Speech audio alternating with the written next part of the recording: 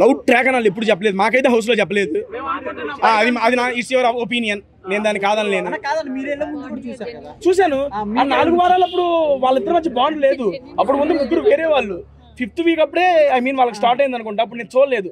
హౌస్లోకి వెళ్ళి నాకు అనిపించింది అంటే, నిజంగా చెబుతున్నాను, హౌస్లో మనకంటూ ఎవరు లేనప్పుడు ఒక మనిషి తోడవుతారు ఆబ్వియస్లీ, అమ్మాయి అయినా అబ్బాయి అయినా. లాస్ట్ సీజన్ నేను అది ఎక్స్పీరియన్స్ చేశా. బేసిక్గా ఏంటంటే ఇట్స్ జెన్యూన్ ఎమోషన్ బ్రో. తను విష్ణుప్రియ గారికి తన మీద అభిమానం ఇంకా ఎక్కువ అని చెప్పి చాలా సందర్భాల్లో చెప్పుకున్నారు కూడా. కానీ పృథ్వీ బ్రో ఎప్పుడు తను నాకు ఇంట్రెస్ట్ లేదనే సెన్స్తోనే చెప్పాడు. ప్రతిసారి మాకు అదే జరుగుతుంది లోపల. బట్ బయటకు ఏమొచ్చింది, ఎలా వచ్చింది అనేది మాకు తెలియదు. And that is pure bond of friendship according to me. Season 8 లో మిస్ అయినా అక్కడ సీజన్ 11 లో అదరగొడుతున్నాడు పాప, కన్నడ వెళ్ళిందంట. నాకు ఇందాకే తెలిసింది, వచ్చినాక కలుద్దాం. అక్కడ కూడా వెళ్ళే అవకాశం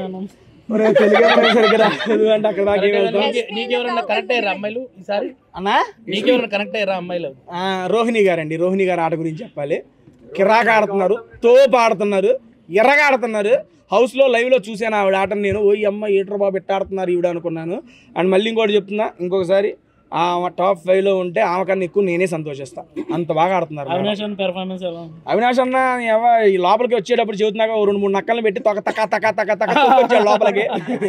10 వారాల్లో 7 వారాలు ఇమ్యూనిటీ ఎట్టండి బిగ్ బాస్ వచ్చిన ఆపర్చునిటీస్ ద్వారా ఇమ్యూనిటీగా మార్చుకున్నాడు. అండ్ దాంతోపాటు ఆయన కష్టం కూడా వచ్చినప్పటి నుంచి టాప్ 5కి వెళ్ళాలి అని తపనతో ఆడాడు. టికెట్ ఫినాల్ సంపాదించి ఫస్ట్ ఫైనలిస్ట్ అయ్యాడు. అవినాష్ అన్న ఈ సందర్భంగా మళ్ళీ చెబుతున్నా, గుడ్ లక్, టాప్ 5లో వెళ్ళాలి. మేమందరం ఏంటంటే అండి, వెళ్ళిన వైల్డ్ కార్డ్ కంటెస్టెంట్స్ అందరూ ఏదో ఒక ఎయిమ్తో వెళ్ళారు. లాస్ట్ టైం మిస్ అయ్యింది, ఈసారి అది సక్సెస్ చేసుకోవాలి అని. నేను ఏ దాంతో వెళ్ళానో మీ అందరికీ తెలుసు, అది నాకు సక్సెస్ అయింది. అండ్ గౌతమ్ గారు ఏ ఉద్దేశంతో వెళ్ళాడు, లాస్ట్ టైం మిస్ అయింది. చివరి స్టెప్ వాడికి చేరువలోనే ఉంది. అండ్ అవినాష్ అన్న ఫినాలేకి వెళ్ళాలనే టార్గెట్తో వెళ్ళాడు, ఫినాలేకి వెళ్ళాడు.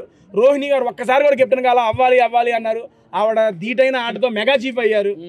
ఇప్పుడు దాకా ఆల్మోస్ట్ మేము వెళ్ళిన చివరిదాకా నలుగురు మా యొక్క డ్రీమ్స్ని బిగ్ బాస్లో ఫుల్ఫిల్ చేసుకున్నాం. మేమైతే సాటిస్ఫాక్షన్గా ఉన్నాం.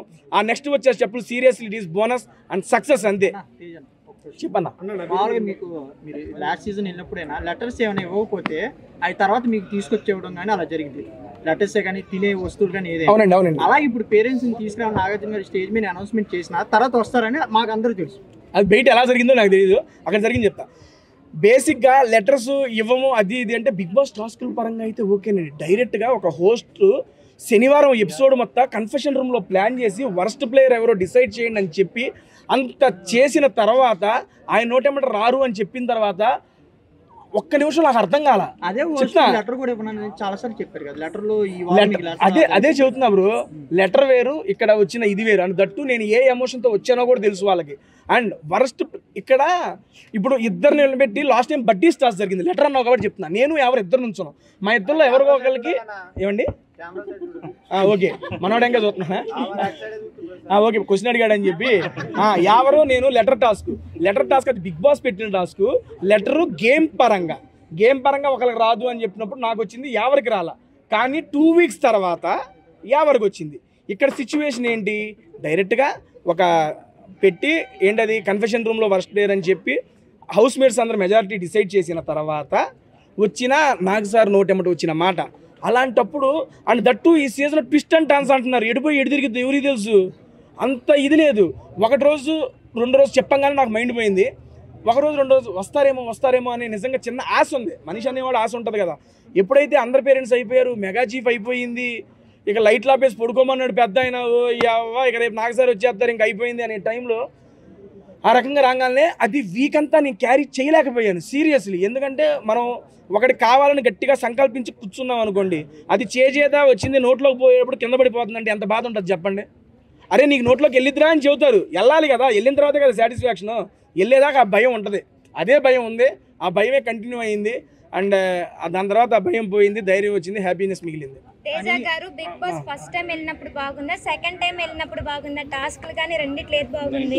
బేసిక్గా ఫస్ట్ టైం ఎక్స్పీరియన్స్ ఎప్పుడు స్పెషల్గానే ఉంటుందండి. మళ్ళీ కెమెరా ఎంగ చూస్తాను, ఫస్ట్ టైం ఎక్స్పీరియన్స్ ఎప్పుడు స్పెషల్గానే ఉంటుందండి.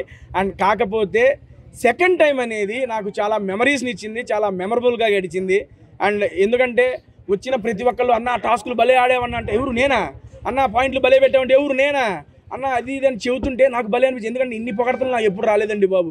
హౌస్లో నుండి వచ్చిన ప్రతి పేరెంట్ కానీ అండ్ మనకి వీకెండ్స్లో జరిగినప్పుడు వచ్చిన గెస్టులు కానీ ప్రతి ఒక్కళ్ళు నా ఆట గురించి నా మాట గురించి ప్రతి ఒక్కళ్ళు ప్రైజ్ చేశారు. దానికైతే చాలా హ్యాపీనెస్ ఇచ్చింది. That's why Bigg Boss season 8 is so memorable for me.